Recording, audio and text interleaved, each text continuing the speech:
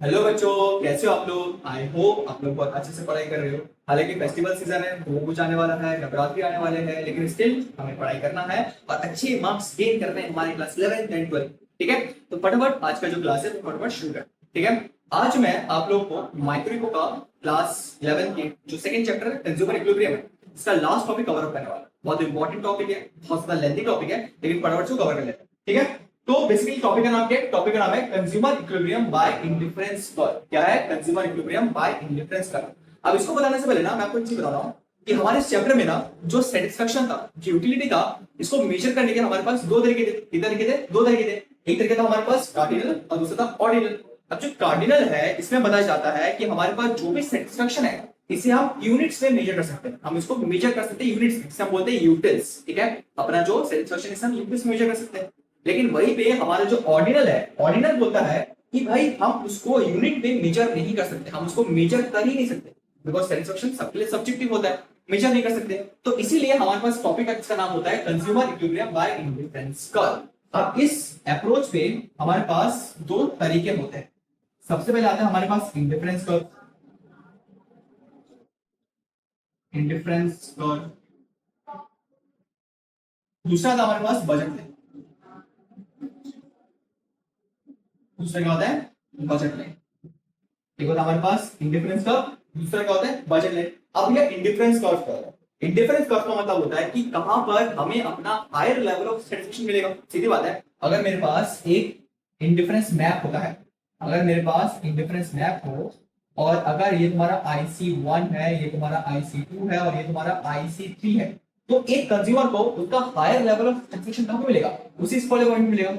इसे मिलेगा इस वाले पॉइंट में मिलेगा। लेकिन वहां पे बोला जाता है कि बजट लाइन क्या है? बजट लाइन मतलब होता है कि मेरे पास एक ग्राफ है जिसका बजट ये है और इसके मैं बियॉन्ड नहीं जा सकता, इसके मैं बियॉन्ड नहीं जा सकता। तो सीधी बात ये है कि जो हमारा इंडिफरेंस कर्व है वो बताता है कि भाई मेरे पास अगर इंडिफरेंस मैप हो, इस मैप का जो हायर वाला पार्ट है, ये जो हायर वाला मैप है, हायर जो वाला जो कर्व है, इधर मुझे हायर लेवल ऑफ सेटिस्फेक्शन मिलेगा।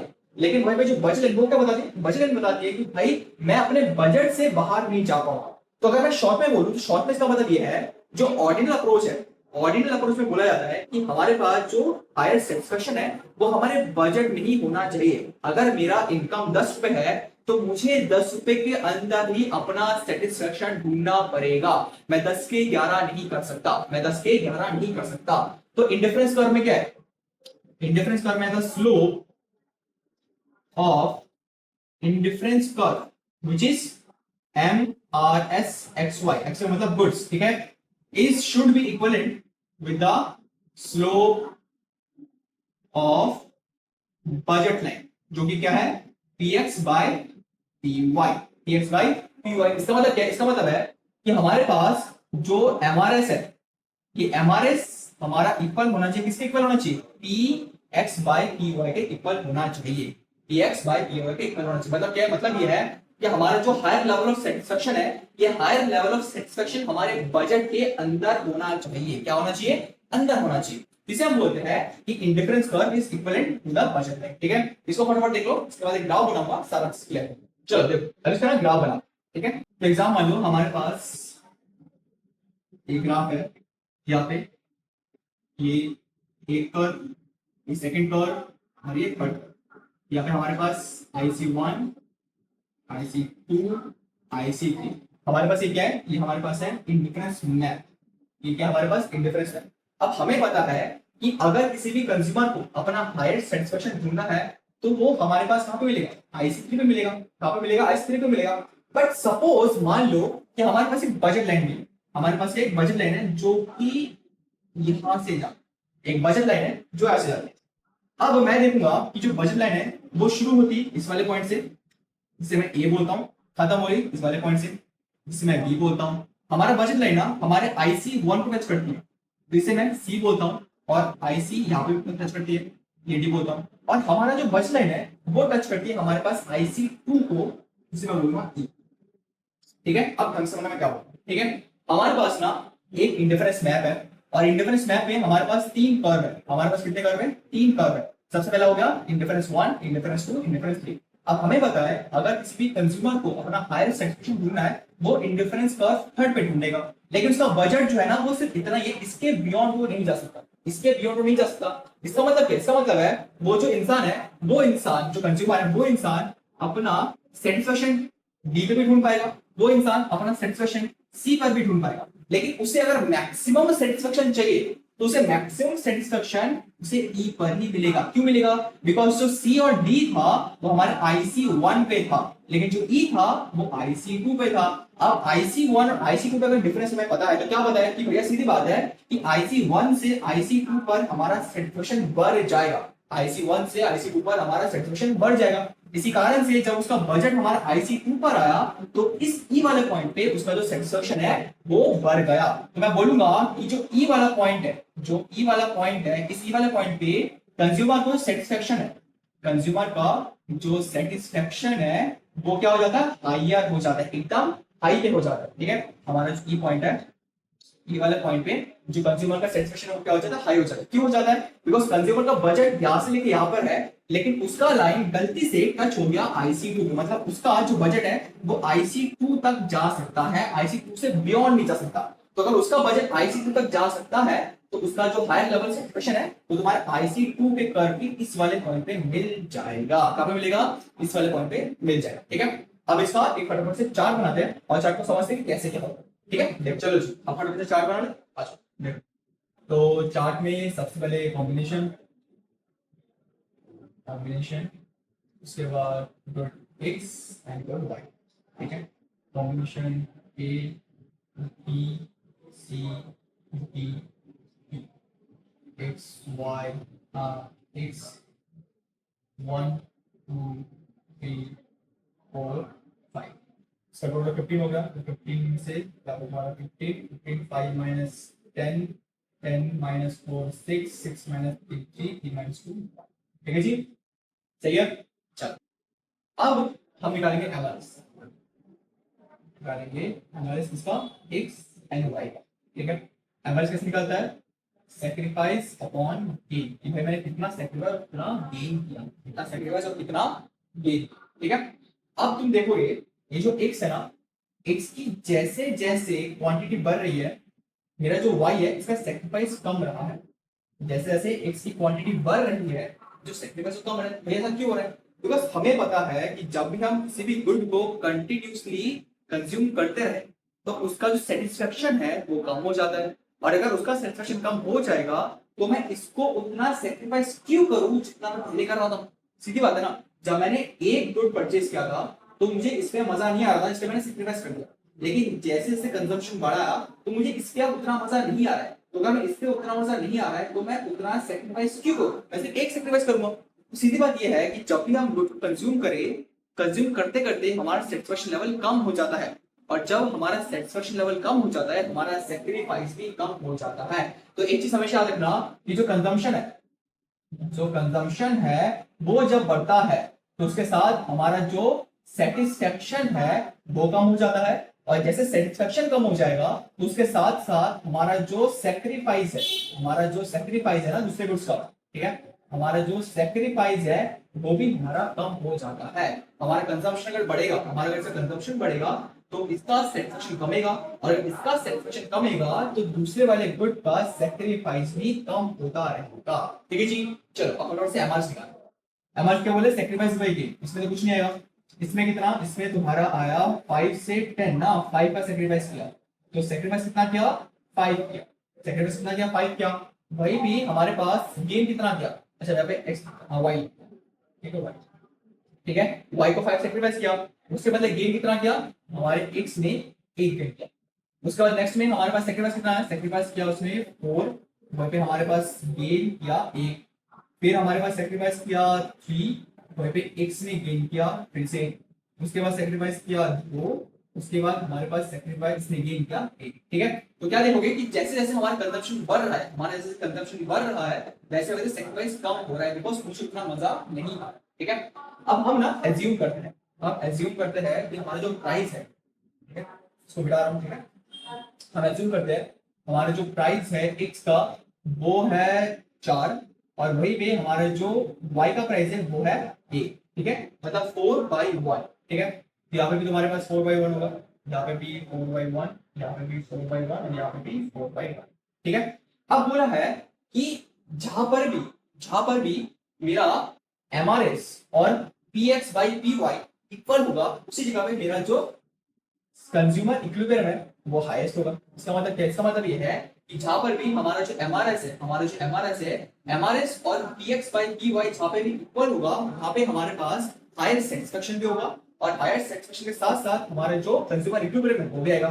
तो हमारे पास ये वाला जो पॉइंट है y4x1, ये वाला पॉइंट हमारे पास क्या है, जहां पे हमारे पास इक्विलिब्रियम बिल्कुल परफेक्ट है, मतलब एक कंज्यूमर उसको परफेक्ट सेटिस्फेक्शन मिल रहा है, परफेक्ट प्राइस। भैया इसका मतलब है, कुछ समझ तो नहीं आया।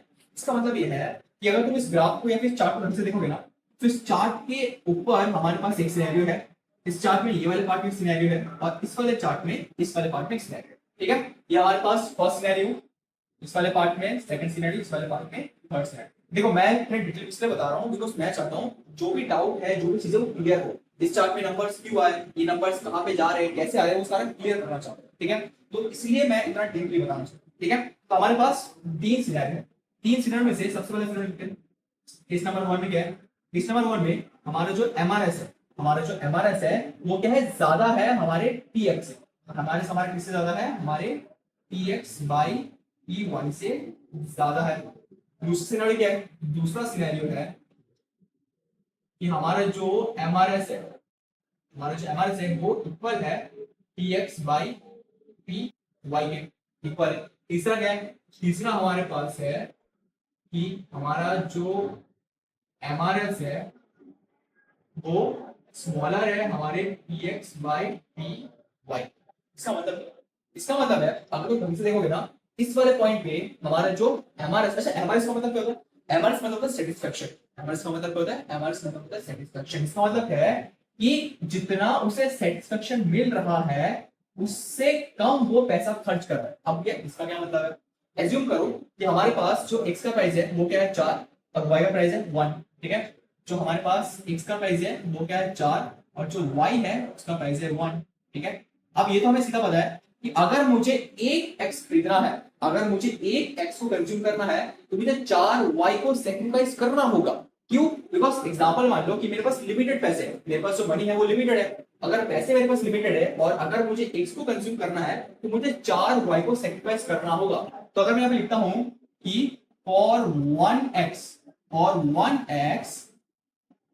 we have to sacrifice 4y, तो बिल्कुल सही है। अगर मुझे एक x लेना है मुझे 4 y को सेक्रीफाइस करना पड़ेगा। क्यों करना पड़ेगा, बिकॉज y का जो प्राइस है वो सिर्फ 1 रुपए है और x का जो दाम है वो 4 रुपए है। तो वही से हमें बोला गया है कि हमारे पास जो x है, इस एक x को कंज्यूम करने के लिए, उसे 4 y को सेक्रीफाइस करना पड़ता। कितने को करना पड़ता, 4 y को। लेकिन यहाँ पे बंदे ने 5 y को सेक्रीफाइस किया। कितना किया, 5। फिर से बता रहा हूँ कि हमारा जो x है वो कितने का है, 4 रुपए का है, जो y है वो 1 रुपए का है। इसका मतलब क्या है, इसका मतलब ये है कि हमारा अगर एक x को कंज्यूम करना है तो हमें 4 y को सेक्रीफाइस करना पड़ेगा।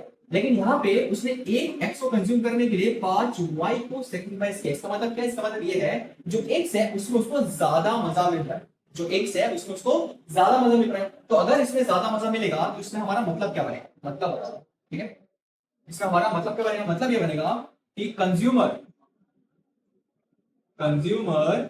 is having high satisfaction on x। हमारा जो x है उसमें से ज्यादा मजा मिल रहा है, इस कारण से वो y को ज्यादा से ज्यादा सेक्रीफाइस करने को रेडी है। तो इसका रिजल्ट क्या है, इसका रिजल्ट है कि हमारा जो कंज्यूमर है वो x को ज्यादा कंज्यूम करेगा और y को कम कंज्यूम करेगा, या फिर y को ज्यादा सेक्रीफाइस करेगा और x को सेक्रीफाइस करेगा नहीं। But end of the day वो आएगा कहां पे, वो एंड ऑफ द डे आएगा हमारे पास MRS px by py। भैया क्यों, इसलिए बिकॉज़ अगर देखोगे ना कि हमारे जो y को 5 सेक्रीफाइस किया, नेक्स्ट टाइम उसने y को सिर्फ 4 ही सेक्रीफाइस क्यों किया? बिकॉज जैसे जैसे कंजम्पशन बढ़ाएगा उसका जो सेटिस्फेक्शन है वो कमता रहेगा, और अगर सेटिस्फेक्शन कमेगा तो सेक्रीफाइस भी कम के 4 पे आ जाएगा। ठीक है, हमारा जो x है जब उसने पहला वाला गेन किया था तो उसने 5 सेक्रीफाइस किया, लेकिन 5 सेक्रीफाइस करने के बाद जैसे उसने कंजम्पशन बढ़ाया, जब उसने कंजम्पशन बढ़ाया तो बढ़ाने के बाद क्या हुआ? सेटिस्फेक्शन कम गया। अगर सेटिस्फेक्शन कम जाएगा तो सेक्रीफाइस भी कम के हमारे पास 4 सेक्रीफाइस करेगा। क्या करेगा? 4 सेक्रीफाइस करेगा। अब हमारे पास जो फेज 2 है इसमें क्या बोल रखा है? इसमें बोल रखा है कि हमारे जो एमआरएस है वो इक्वल है px बाय py। इसका मतलब क्या? इसका मतलब यह है कि हमारा जो कंज्यूमर है is having equal satisfaction at both. ठीक है, हमारा जो कंज्यूमर है उस कंज्यूमर को दोनों पे ही सही सेटिस्फेक्शन मिल रहा है कि हाँ भाई मैंने जितना कंज्यूम किया वो बिल्कुल परफेक्ट है, और जितना मैंने सेक्रीफाइस किया वो बिल्कुल परफेक्ट है, ना ज्यादा ना कम। इस कारण से हमारा जो ये वाला पॉइंट है इसको बोलेंगे MRS is equal to px by py। क्या बोलेंगे? px by py। अब हमारे पास ना थर्ड वाला केस है।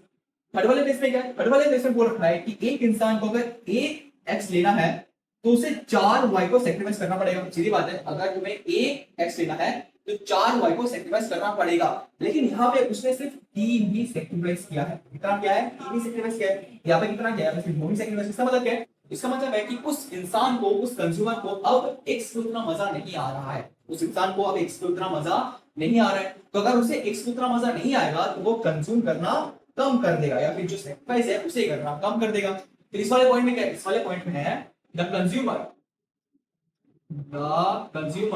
is having less satisfaction on x। वो जो x था, x को उसे कम मजा मिल रहा है, और अगर कम मजा मिलेगा तो इस वाले पॉइंट पे हमारा होगा क्या? इस वाले पॉइंट पे हमारा जो x है उस x को वो कंज्यूम करना कम कर देगा, वहीं पे हमारे जो y है उसे कंज्यूम करना बढ़ा देगा। उसने अपने x को कंज्यूम करना कम कर दिया, वहीं पे y को कंज्यूम करना ज्यादा कर दिया।